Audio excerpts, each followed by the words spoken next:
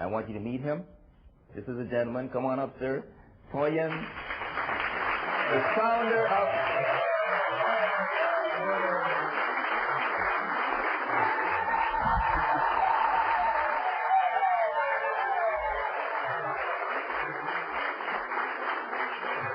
What happened and what led you up to that point that propelled you to get up and say, not in my name, not in the name of Mother Africa? It came to this point, well, okay, now, you know, we've talked about Wilberforce, we've done this great speech. Now I want you all to go and get on your knees and, you know, beg God's forgiveness for slavery. And, you know, I looked at Elizabeth, and she was just sitting down. And I looked at Tony, and he was, And you know, there was, and this is, because I'm a straight up guy. What you see is what you get, and you know, and I can't explain it more. But you know, when something's wrong, you get that fire in your belly. You just feel something's wrong. You're not, you know, you're not supposed to be here. Well, I got that. There was like, you know, there was this pressure on everyone to sit down. I felt like that, you know, don't get up, don't move, don't move. And there was this thing, me on my knees, begging for forgiveness for causing slavery. Me, the African. No. No, and so I got up. I put my hands up and I said, and it wasn't in my name. I said, not in our name. Because the message wasn't just my message. It was a collective message. And then...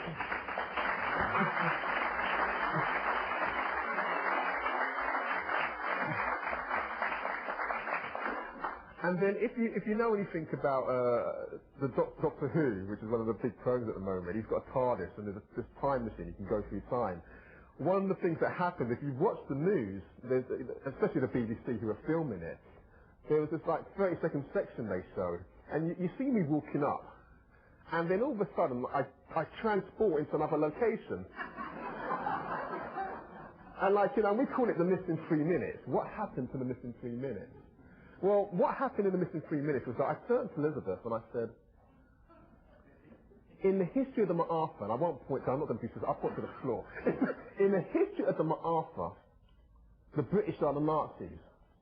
But where the Germans had the humanity and the humility to apologize and reparate, you have not done so. And in so doing, you shame not only yourself, but your nation.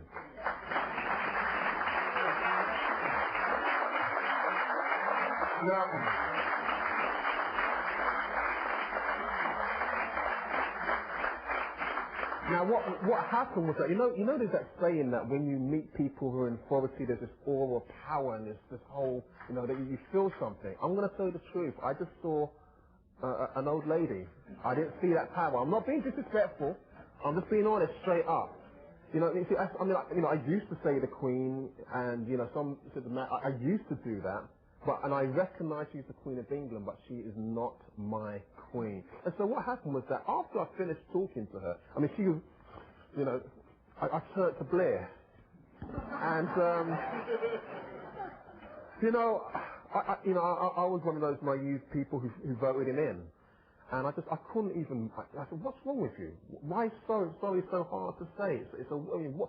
Because I strongly believe the apology should come from the monarch. I believe that it's the head of state. And one of the things I refuse to do, and most Pan-Africanists who believe in self-determination refuse to do, is to actually beg anyone for an apology. We need a sincere apology. You know, he was just the same thing. He couldn't do that, so I walked on. And then that's when the shift changed. You've got to remember, I mean, I went up in non-violence. And then they approached me in violence. And so they sent their ushers and they tried to grab my arm and then it started to escalate. Which you did. Let's go of me! You heard me, yeah, right. Yeah. And I didn't want them having their hands on me.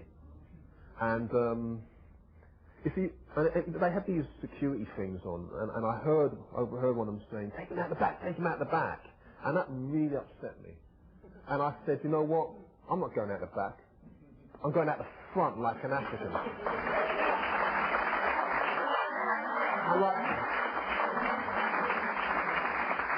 it's really hard. I mean, even just remembering it. I mean, because then I get angry. I'm not really an angry kind of person. I'm a passionate person, but I'm not an angry person. But I don't like people taking liberties with me, my community, and my family. I just don't like it. And so, you know, a couple of times I said, you know, let go of me, and they kept on trying. And there was one thing I'll own up to. A brother, a journalist, Henry Bonsu, he came up to me, and he came in love, you know what I mean? I saw it in his eyes, he was concerned, because he could see that they kept on, you know, one of the guys grabbed my arm, and I twisted it and flung him into the crowd. All that stuff not being shown. There was quite a lot of stuff, and they got me to the floor, and I picked him up and flung him over. It was a mess. Okay, I think there's a missing 3 minutes that no one's seen. And this is like within 10 paces of the Queen. Yeah. No. I mean, they were trying to wrestle me down and drag me at the back. And you've got to remember, you know, I still ended up going through the front walking. And what happened was that Henry came towards me, and I know him, he's a conscious brother. And he came to support Tiny, you know, didn't want to see me hurt. And another sister came towards me, Pam Fraser-Solomon, and again. And then another brother came towards me, and the mouth ran, because he didn't come to me in love. He actually grabbed my arm and tried to hoist me out. And I have this memory of what it must have been like for our own people back in the day, where those who look like you are working against you. And, you know, You want me to punch you out. punch you out. I said, take your hands off me, or I did say that. And, I mean, that kind of, you know, that was played back in the UK. I heard that a million times. Of all the things I said, that was the clip that went round and went, take my hands off you, or I'll punch you out. Take your hands off, I'll punch you out. And it went round and round. But I mean, I didn't. I have spoken to him since. He still feels embarrassed about the whole thing, because he knows he did wrong. He tried to defend it. And then I looked towards my people, because I needed their spiritual support. And so, I'm walking out, and as I'm walking out, I'm just saying, you know, look, we're not supposed to be here, you know, and you Africans are Christians, because I'm spiritual, I'm not religious, but I'm, you know, and I was raised to believe that if you're a Christian, you strive to be Christ-like, and I got this from members of our own community who are Christians. We should not be here. This is an insult.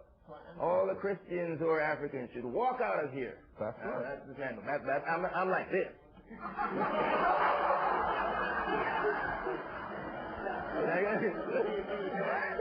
I'm pinching myself. I'm saying this can't be real. Yeah. But essentially, the way I see it is that the community pays me to say the things that need to be said. That's it. That's the reason of my freedom. That's why I can be here. I'm not worried about being on the plantation. You know what I mean? I'm free, and it enables you to be honest, not rude, but honest.